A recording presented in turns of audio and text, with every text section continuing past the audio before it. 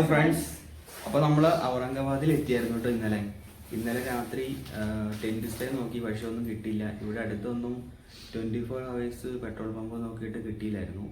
പിന്നെ ഇതിൻ്റെ അകത്തേട്ട് വന്നിട്ട് ഇവിടെ ഭയങ്കര തിരക്കും ഭയങ്കര പൊല്യൂഷനൊക്കെ, അപ്പോൾ നമുക്ക് അവിടെ ഒന്നും സ്റ്റേ ചെയ്യാൻ പറ്റുന്നില്ല. പിന്നെ ഞങ്ങൾ രാത്രി ഒരുപാട് ലേറ്റായി. പിന്നെ ഇവിടെ ഒരു റൂമൊക്കെ കണ്ടുപിടിച്ച് എടുത്തപ്പോഴത്തേനും 9:30 ഞങ്ങൾക്കൊരു കിടപ്പാടം കിട്ടിയപ്പോ ഭയങ്കരമായിട്ട് പേടിച്ചു പോയി. എന്നുവെച്ചാൽ ആളുകളാണെങ്കിലും ഒരു പ്രത്യേക തരം നോട്ടവും ഒക്കെ. ഇനി ദയവ് ഇത് നിങ്ങൾ ആരെങ്കിലും ഇതുപോലെ യാത്ര ചെയ്യുകയാണെങ്കിൽ തന്നെ ടെന്റ് സ്റ്റേ ആണെങ്കിൽ നമ്മൾ മെയിൻ പട്ടണത്തിലേക്ക് കയറാൻ ഒരിക്കലും നിൽക്കരുത്. അതിന് തൊട്ട് മുന്നേയുള്ള ഹൈവേയിൽ എവിടെയെങ്കിലും ഒരു പമ്പില് നേരത്തെ കാലത്തെ സ്റ്റേ ചെയ്യണം. ഇരുട്ട് വീണതിന് മുമ്പ് കയറിക്കോണം. ഇരുട്ട് വീഴാൻ തുടങ്ങുന്നതിന് മുന്നേ തന്നെ പമ്പ് അന്വേഷിച്ചുകൊണ്ടിരിക്കണം. ചിലരൊന്നും തരത്തില്ല, അതുകൊണ്ടാണ് പറഞ്ഞത്. പമ്പ് തരാത്ത 24 hours ഉണ്ട്. ചിലരൊന്നും തരത്തില്ല. അത് ഭയങ്കര ഒരു ഇതായിട്ടാണ്, പരുക്കൻ രീതിയിലാണ് പെരുമാറുള്ളൂ. പക്ഷെ നല്ല രീതിയിൽ പെരുമാറുന്നവരുണ്ട്. അപ്പൊ നമ്മൾ അന്വേഷിച്ച് ഒരു 5 മണി മുതൽ അന്വേഷിച്ച് തുടങ്ങിക്കോണം. അപ്പോഴത്തേക്കും നമുക്ക് അത്യാവശ്യം ഇരുട്ട് വീണതിന് മുമ്പ് ഒരു പമ്പ് കിട്ടും. അല്ലാണ്ട് ദൈവം ഇതാരും പട്ടണത്തിലേക്ക് കയറാൻ നിൽക്കരുത്. പിന്നെ റൂം സ്റ്റേ നോക്കണവര് ഓക്കെ, പമ്പില് ടെന്റ് നോക്കണവര് പട്ടണത്തിലേക്ക് കയറരുത്. അതിനു മുമ്പ് ഹൈവേയിൽ തന്നെ എവിടെയെങ്കിലും ഒരു പമ്പ് നോക്കി സെറ്റ് ആയിക്കോണം. പിറ്റേന്ന് നമുക്ക് പട്ടണത്തിലേക്ക് പ്രവേശിക്കാവുള്ളൂ. അതുപോലെ എന്താ പൊടി എന്ന് പറഞ്ഞത്, എന്റെ കോലം കേട്ടോ, ഞാൻ ഇങ്ങനെ ഇറങ്ങുന്നുള്ളൂ. ഭയങ്കര പൊടി എന്ന് വെച്ചിട്ടുണ്ടല്ലോ, നമുക്ക് ശ്വാസം മുട്ടണ പോലത്തെ പൊടിയാണ്. ഞങ്ങൾ എങ്ങനെ അത്ര 9:30 വരെ കഴിച്ചു കൂട്ടി എങ്ങനെയാണെന്ന് അറിയില്ല. ബൈക്കില് ഒരു മാസ്ക് ഒന്നും എനിക്ക് ഉണ്ടായില്ല. ഞങ്ങൾ എന്നിട്ട് കടയിൽ കയറി ഒരു മാസ്ക് വാങ്ങിച്ച് പിന്നെ ഈ പട്ടണത്തിലൊക്കെ ചുറ്റണത് ഒക്കെ നമുക്ക് ഭയങ്കര ബുദ്ധിമുട്ടാണ് മാസ്ക് ഇല്ലെങ്കിൽ. അതുകൊണ്ട് ഞങ്ങൾ ഇങ്ങനെ ഒരു സംവിധാനം ഉപയോഗിക്കാന്ന് വിചാരിച്ചു. അപ്പൊ ഔറംഗാബാദ് പട്ടണത്തിലേക്ക് വന്നപ്പോ ഞങ്ങൾക്കുണ്ടായ അനുഭവം ഇതാണ്. പക്ഷെ എല്ലാവരും മോശക്കാരാണെന്നൊന്നല്ല ഞങ്ങൾ പറയണേ. ഇവിടെ പൊല്യൂഷൻ ഭയങ്കരാണ്. ഇതിന്റെ അകത്ത് കയറിയിട്ടാണെങ്കിലും പമ്പ് കിട്ടാൻ ഭയങ്കര ബുദ്ധിമുട്ടാണ്. അഥവാ നിങ്ങളൊരു പമ്പ് അന്വേഷിച്ച് കണ്ടുപിടിച്ചാൽ തന്നെ നിങ്ങൾക്ക് അവിടെ ടെന്റ് ചെയ്യാൻ പറ്റില്ല. പൊടിയുടെ മേളായിരിക്കും, ഒരു രക്ഷ ഉണ്ടാവില്ല. നിങ്ങൾ ഹൈവേയിൽ തന്നെ ടെന്റ് നോക്കിക്കോണം. ഞങ്ങള് യാത്ര സ്റ്റാർട്ട് ചെയ്യാണ്. ചുമ വരെ പിടിച്ചു. യാത്ര സ്റ്റാർട്ട് ചെയ്യാണ്. അപ്പൊ നമുക്ക് വഴിയിലുള്ള കാഴ്ചകളൊക്കെ കണ്ട് അങ്ങനെ പോകാം. നമ്മുടെ ആദ്യത്തെ ഡെസ്റ്റിനേഷൻ ബീബിക മക്ബറയാണ്. അത് ഇവിടുന്ന് 17 കിലോമീറ്റർ ഉള്ളൂ. അപ്പോൾ നമ്മൾ ആദ്യം അവിടെ വിസിറ്റ് ചെയ്യാമെന്ന് വിചാരിക്കുന്നു.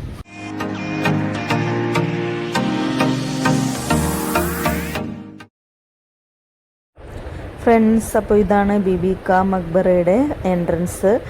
നമ്മൾ അകത്ത് കയറാനുള്ള ടിക്കറ്റൊക്കെ എടുത്തു, അകത്തേക്ക് പോവാണ്.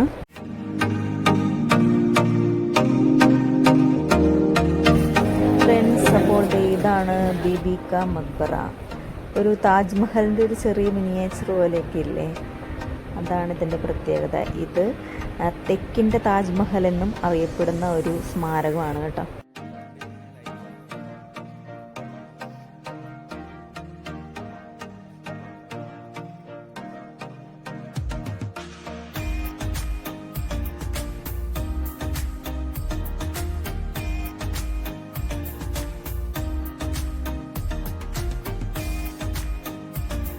എന്താണ് ഈ ബീബിക മക്ബറ എന്ന് നിങ്ങൾക്കറിയോ? ഇത് ഔറംഗസേബിൻ്റെ മകനായിട്ടുള്ള അസം ഷാ 1660 അദ്ദേഹത്തിൻ്റെ അമ്മയായ ദിൽറാസ് ബാനു ബീഗത്തിൻ്റെ ഓർമ്മയ്ക്ക് വേണ്ടി നിർമ്മിച്ചതാണ്.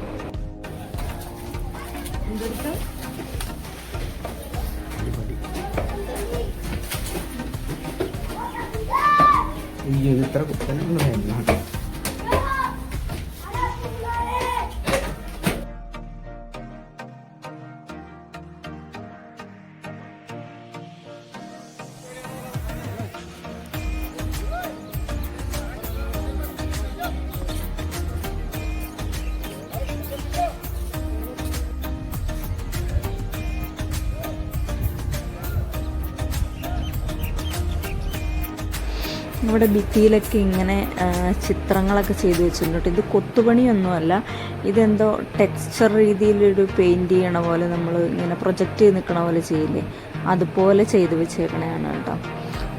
അത് എന്താ കാർവ് ചെയ്ത് തന്നെയാണ് ചെയ്തത്. പക്ഷേ കൊത്തുപണിയൊന്നുമല്ല.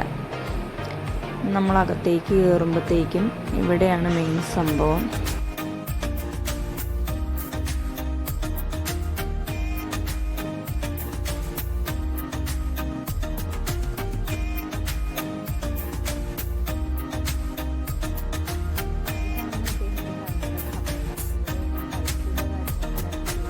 വിശ്വാസം പോലെയൊക്കെ എടുത്തിട്ടുണ്ടെന്ന് തോന്നുന്നു.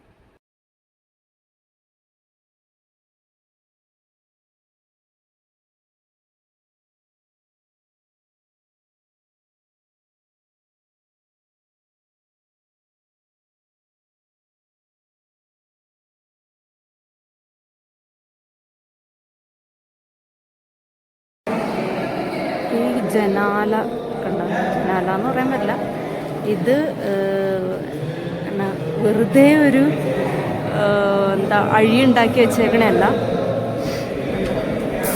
ഇതാണ് ഇതിൻ്റെ സെറ്റപ്പ്. ഇത് താഴെ മാർബിളാണ്, ഈ ഭിത്തി മാർബിളല്ല. പക്ഷേ ദേ നമ്മുടെ ഈ ജനലുണ്ടല്ലോ, എൻ്റെ പൊന്നേ,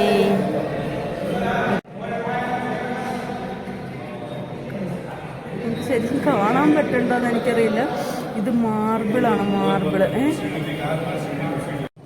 മാർബിളിലാണ് ഈ കൊത്തുപണിയെല്ലാം നടത്തിയേക്കണം. കണ്ട എന്ത് ആക്യുറേറ്റ് ആയിട്ടാണ് ഉണ്ടാക്കിയേക്കണം നോക്കി. മാർബിളിൽ കൊത്തിയെടുത്ത സംഭവമാണിത് കേട്ടോ, അടിപൊളി. ഇതുപോലത്തെ മാർബിളിൽ കൊത്തിയെടുത്ത 3 വിൻഡോ സൈഡാണ് ഈ അകത്തെ, ഈ ശവകുടീരത്തിനകത്തെ ഈ ഹോളിലുള്ളത് കേട്ടോ.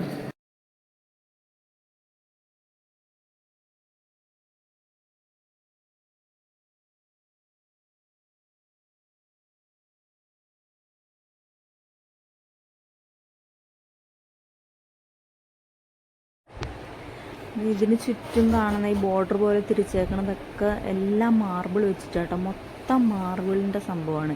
ഇതിൻ്റെ മെയിൻ ഭിത്തി എന്ന് പറയുന്നത് മാർബിളല്ല, പക്ഷേ ബാക്കി കൊത്തുപണികളും കാര്യങ്ങളും ചെറിയ ഈ വരിക്കേട് പോലെ ഇങ്ങനെ വെച്ചേക്കുന്ന സാധനങ്ങളെല്ലാം മൊത്തം മാർബിളാണ് ചെയ്തേക്കുന്നത്. അടിപൊളിയാണ്, നല്ല തണുപ്പാണ് അതിൻ്റെ അകത്ത്.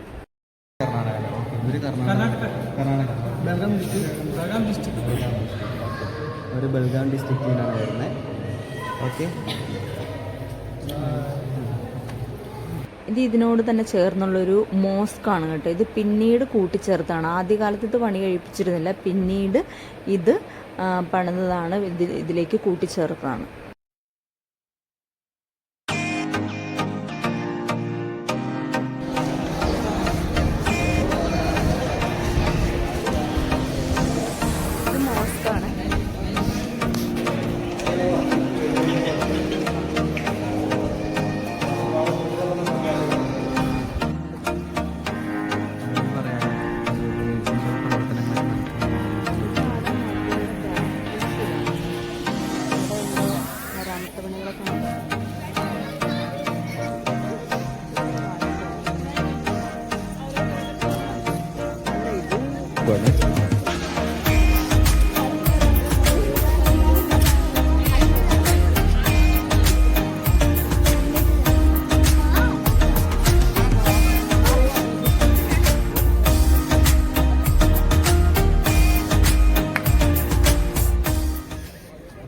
അപ്പോൾ ഇവിടുത്തെ കാഴ്ചകളൊക്കെ കഴിഞ്ഞു അല്ലേ?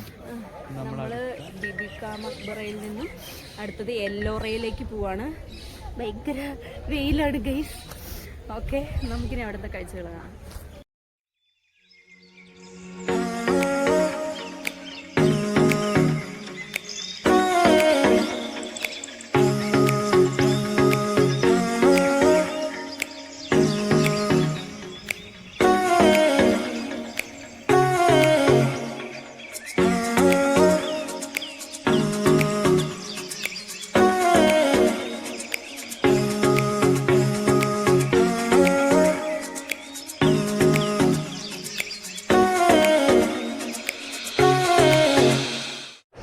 അപ്പം നമ്മുടെ എല്ലാ വീഡിയോസും കാണുന്ന രാജു തോപ്പിൽ എന്ന ചേട്ടനുണ്ട്. ആ ചേട്ടൻ നമ്മുടെ ഹംപി വീഡിയോ ഇട്ടപ്പോൾ അതിൻ്റെ മ്യൂസിക്കൽ പില്ലറിൻ്റെ QR കോഡ് ചോദിച്ചിട്ടുണ്ടായിരുന്നു.